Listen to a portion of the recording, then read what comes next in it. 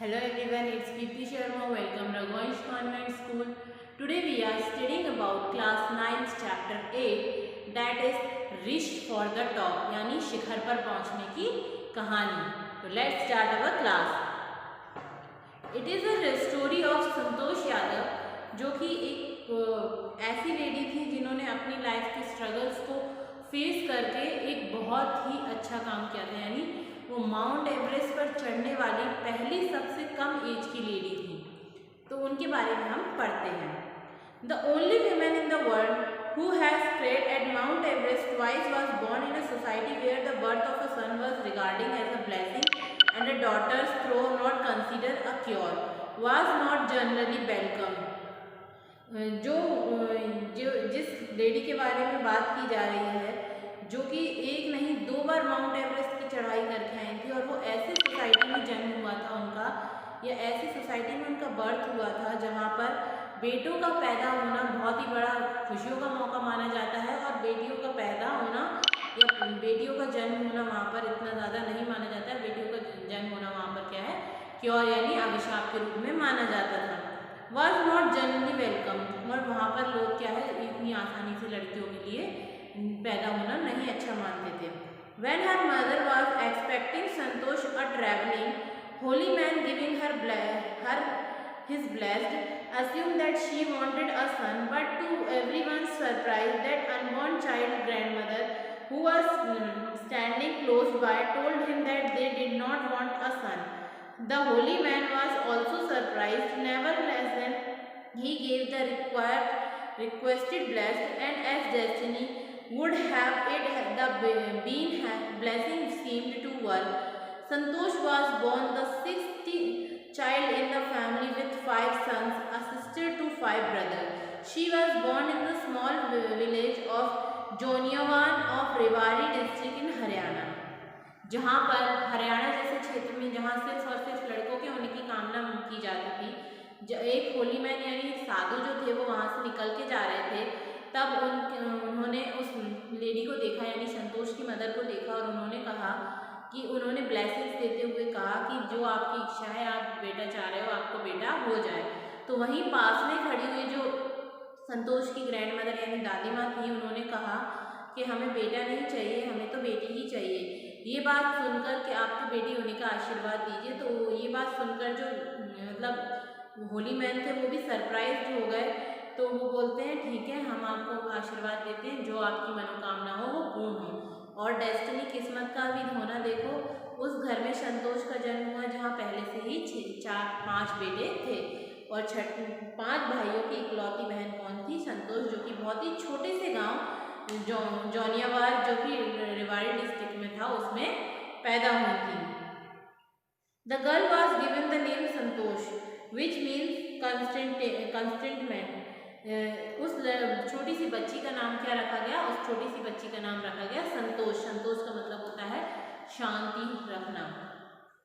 But Santosh was not also consider with her place in a traditional way of life.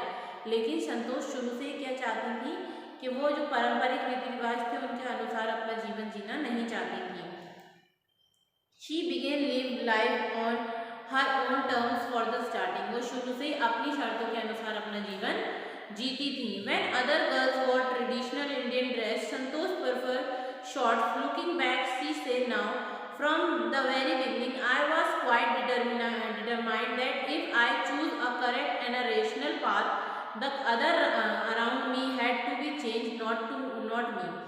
हमेशा शुरू से ही जहाँ लड़कियाँ जो है वो पारंपरिक ड्रेस पहनती थी अपनी सलवार कुर्ते वगैरह और साड़ियाँ वगैरह पहनती थी वहीं पर वो शुरू से ही क्या है शर्ट और पैंट पहन के रहती थी क्योंकि उनका मानना था कि शुरू से मैंने जो अपना लक्ष्य बनाया है मैं उसी पर चलूँगी. मैं किसी दूसरे के लिए चेंज नहीं होंगी. अगर किसी को चेंज होना है तो वो मेरे लिए खुद चेंज हो जाए. Santosh's parents was affluent landowners who were afford to send their children to the best school, even to the country's capital, New Delhi, which was quite close by, but in line with the prevailing custom in the family. Santosh had to make do with the local village school, so she decided to fight the system in her own quiet way when the right moment arrived.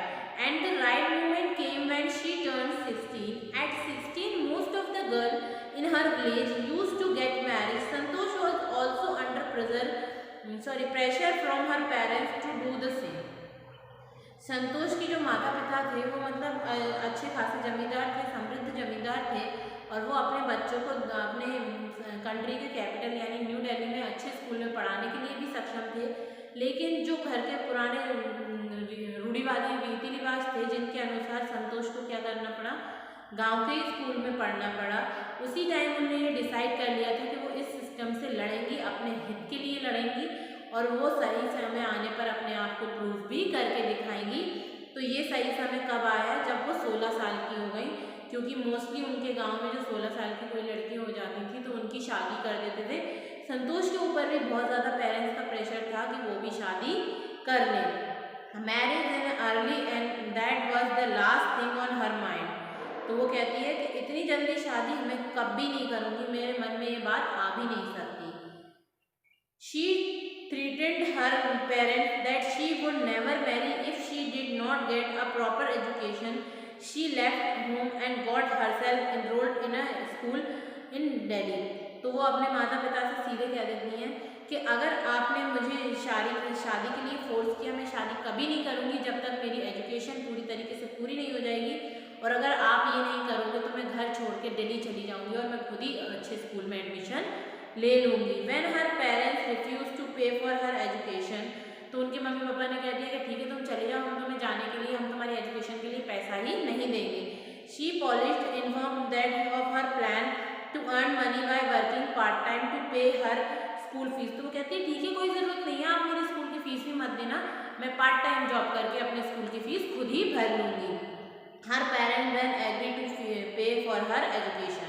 अब उनके जो parents थे उन्होंने सोचा कि बाहर जाके काम करेंगे कैसे, अभी छोटी सी है, तो उन्होंने उनकी एजुकेशन के लिए पैसा देने के लिए यानी फीस देने के लिए तैयार हो गए थे। Wishing always to study a bit more and were her parents slowly getting used to her used for more education, Santosh passed the high school examination and went to Jaipur. She joined Maharani College and got a room in Kasturba Hostel। अब वो अपनी इसी जिद के आगे जब बढ़ती हुई वो क्या है, उन्होंने एजुकेशन ली और उनके पेरेंट्स भी उनको धीरे धीरे इस चीज़ में सपोर्ट करने लगे कि वो और पढ़ाई करें। संतोष ने हाई स्कूल के एग्जामिनेशन जयपुर से वहाँ से पास करके उन्होंने जयपुर के महारानी कॉलेज में एडमिशन ले लिया और वो कस्तूरबा हॉस्टल में रहने लगे। Santosh remember hostel Kasturba hostel face the Aravalli hills. उन्हें याद है कि जो कस्तूरबा हॉस्टल में उनका रूम था उसके सामने ही क्या है, अरावली हिल्स थी। I use to watch village from my room, और वो अपने रूम से वहाँ का अरावली हिल्स वाला गांव देखती थी। Going up the hill and suddenly vanished after a while, जो कि क्या होता था कि वो कोई व्यक्ति वहाँ ऊपर जाता था और एकदम से वैनिश यानी गायब हो जाता था। One day I decided to check it out myself. वो कहती है कि एक दिन मैं भी वहाँ पे जाके ये चीज़ चेक करूँगी। I found nobody except a few mountaineers, कि मैं कुछ माउंटेनियर से बात करूँगी। I asked if I could join them, ताकि वो मुझे भी अपनी टीम में शामिल कर लें। To my pleasant surprise they answered in the affectionate and motivate me to take the climbing, ताकि मैं भी इस अपने पूरे मोटिवेशन और अफेक्शन के साथ इस माउंटेन को क्लाइंब कर सकूँ।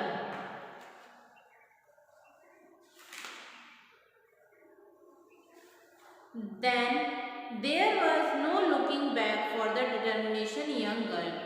और इसी प्रतिज्ञा के साथ उस युवा लड़की ने कभी भी पीछे मुड़कर नहीं देखा। She saved money and enrolled in a course at Uttarkashi Nehru institute of mountaineering. उन्होंने अपने पॉकेट मनी से पैसे सेव कर करके क्या किया, उत्तरकाशी के नेहरू इंस्टीट्यूट में माउंटेनियरिंग में अपना एडमिशन करवा लिया। My college semester in Jaipur was to end in April but it's end on the 19 of May, कि उन्होंने सोचा कि उनके जो सेमेस्टर थे वो अप्रैल में ख़त्म हो जाएंगे, लेकिन वो सेमेस्टर उनके कब 19 मई को ख़त्म हुए। And I was suppose strain for the training I have to return a letter. उन्होंने कहा कि मैं अब 21 तारीख को सीधे उत्तरकाशी जाऊँगी, घर नहीं जाऊँगी, और उन्होंने यही सब सोचते हुए कि मुझे ट्रेनिंग कंटिन्यू करनी है, अपने पापा को एक अपॉलॉजी का लेटर लिखा। कि मैं घर नहीं आ पा रही हूँ मुझे, और मैंने आपसे परमिशन लिए बिना ही उत्तरकाशी में अपना एडमिशन करवा लिया था। तो ये था किस तरीके से संतोष ने अपने डिटर्मिनेशन के साथ आगे बढ़ी और काफ़ी चीज़ों को अचीव किया। इसके बाद का पोर्शन हम नेक्स्ट वीडियो में पढ़ेंगे। Thank you for watching the video.